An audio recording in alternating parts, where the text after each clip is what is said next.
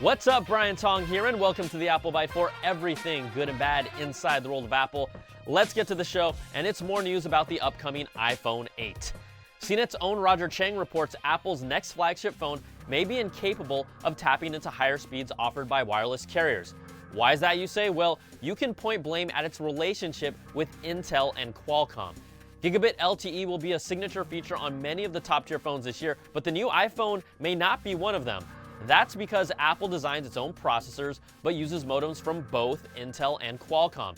Intel's latest commercial-ready modem won't hit Gigabit LTE speeds, which could force Apple to slow down the Qualcomm version to make sure all iPhones are on the same footing. Now, the Galaxy S8 can do it, and so will 10 other Android phones.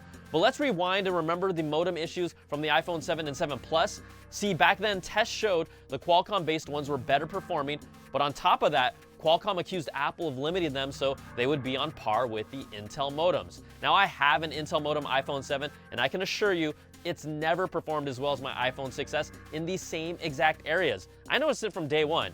Gigabit LTE networks aren't readily available just yet. T-Mobile will be the first with Gigabit LTE this year, but how much faster are they really?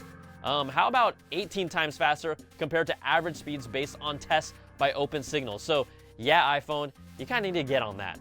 Now, in the tech world, the top specs give you bragging rights, and it would be a key disadvantage if this is supposed to be the 10th anniversary flagship iPhone. But again, the phone's not even out, so it's another wait-and-see situation. All right, PowerMat CEO Elon Dubzinski says wireless charging will be a standard feature in the next iPhone. Was this a CE no-no slip-up, or was he just talking about the rumors he heard? Now, he's more likely talking about Apple joining the Wireless Power Consortium recently, because he later followed it up by saying the company will support whatever wireless charging protocol Apple supports. Now, if you knew, you wouldn't be talking like that unless Tim Cook gave you a scolding. Now, also, more reports claim that the next iPhone is coming later. This time it's Nikkei that says the iPhone 8 may not be in customers' hands until late October or November.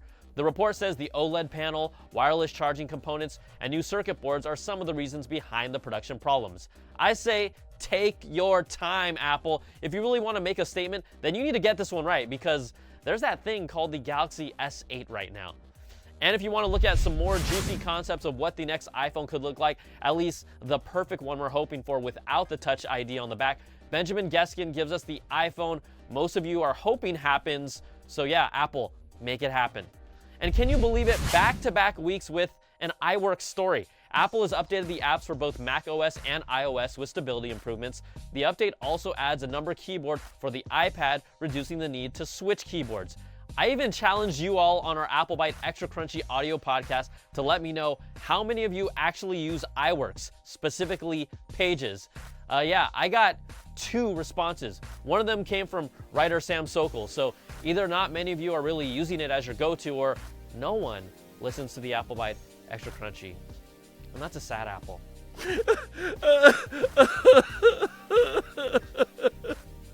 All right, in case you really care, Reuters reports Apple has delayed their Carpool Karaoke spin-off show for the Apple Music service until later this year without any specific reason.